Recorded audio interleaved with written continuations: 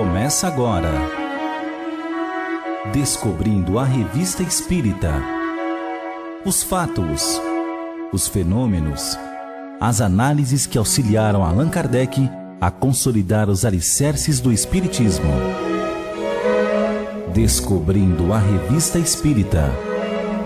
Pesquisa e apresentação, Luiz Armando de Freitas Ferreira. Na edição de dezembro de 1859, Kardec incluiu entre as matérias daquele mês uma relacionada a um personagem cuja morte por tuberculose aos 44 anos foi noticiada no jornal O País de 15 ou 16 de agosto de 1859. Seu nome, Alexandre Privat d'Angleman, e seu perfil, o de milhares de pessoas que passam pela vida só desfrutando do que ela pode oferecer no campo sensorial.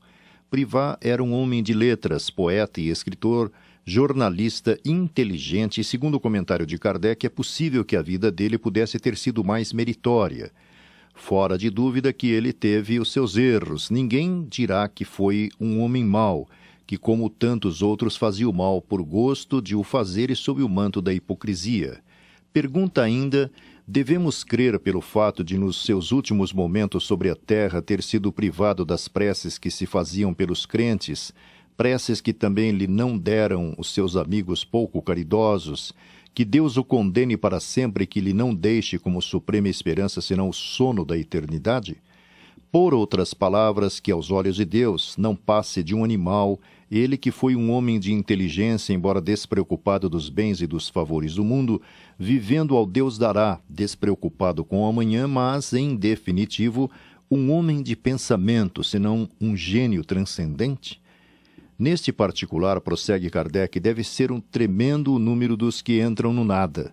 Convenhamos que os espíritos nos dão de Deus uma ideia muito mais sublime, como sempre pronto a estender a mão em socorro àquele que reconhece os seus erros e ao qual sempre deixa uma âncora de salvação.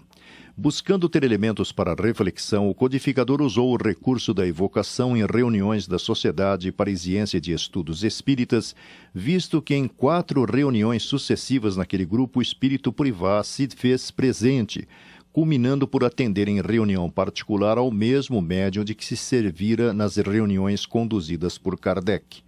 Na primeira das manifestações, ele confessa não ter completa consciência de sua situação, embora crendo dominá-la brevemente, sentindo que Deus parece não querer se afastar dele a despeito da vida quase inútil que levou na Terra, imaginando que futuramente terá uma posição bastante feliz no mundo dos espíritos. Sobre se teve o conhecimento de sua situação no momento da morte, diz ter ficado perturbado, como bem se pode compreender, mas não tanto quanto fora dado esperar. Acredita isso ao fato de ter gostado sempre do que era etéreo, poético e sonhador. Solicitado a descrever o que se passou com ele, informa que nada ter se passado de extraordinário e diferente daquilo que já sabeis, sendo inútil, pois, ainda falar disso. Se via as coisas claramente, como quando encarnado, diz que ainda não, mas sente que as verá. Sobre a impressão que lhe causava a visão atual dos homens e das coisas, exclama: meu Deus, aquilo que sempre pensei. Se teria ocupação na nova condição, diz nada fazer pela condição errante. Se podia transportar-se para qualquer parte que desejasse, informou que não, o que o faria muito feliz, sendo seu mundo restrito, sendo necessário um tempo bastante apreciável para se transportar de um lugar a outro. Questionado sobre como constatava sua individualidade, agora sem o corpo físico, revelou-se surpreso, dizendo: coisa estranha. Eis uma coisa que eu não tinha pensado. Há muita razão no provérbio, morrendo e aprendendo. Kardec insiste na resposta ouvindo: eu vos disse que estou restrito como espaço, mas que eu sempre tive imaginação fértil também como sou como pensamento. Responder-vos-ei mais tarde. Sobre sua opinião quando vivo acerca do estado da alma depois da morte, revela que a supunha imortal. Entretanto, para minha vergonha, confesso que não acreditava, ou pelo menos não tinha uma opinião segura sobre a reencarnação.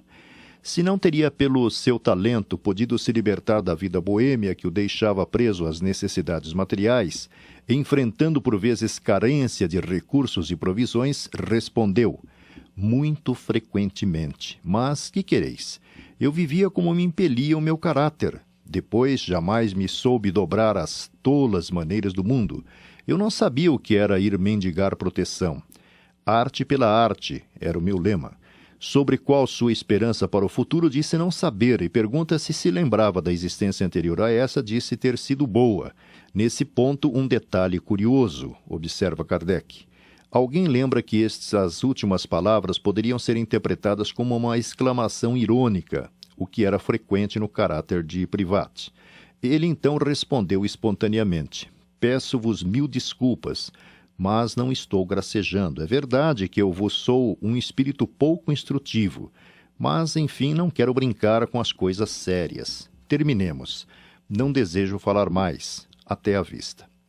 Na semana seguinte, nova evocação, e ele, indagado sobre o motivo de ter encerrado tão bruscamente a entrevista, disse que a razão em toda a sua simplicidade é a seguinte: fazeis perguntas tão fora das minhas ideias que eu me senti embaraçado para responder. Sobre haverem outros espíritos ao seu lado, disse ver inúmeros, por todos os lados. Convidado novamente a dizer como se via sem o corpo físico e, em comparação aos espíritos que via ao seu lado, informou conservar uma espécie de essência, dada por sua individualidade, o que não lhe deixa nenhuma dúvida de ser ele mesmo, considerando que morreu para a Terra. Acrescenta que ainda está num mundo novo, muito novo para ele. Enfim, constato minha individualidade por meu espírito, que é a forma que tinha neste mundo.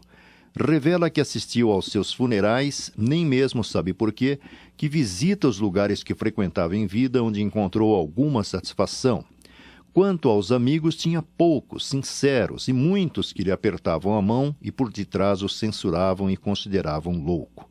Solicitado a escrever algo sobre assunto de sua escolha, se nega por temer ser pouco eloquente e que suas comunicações sejam ainda muito terrenas.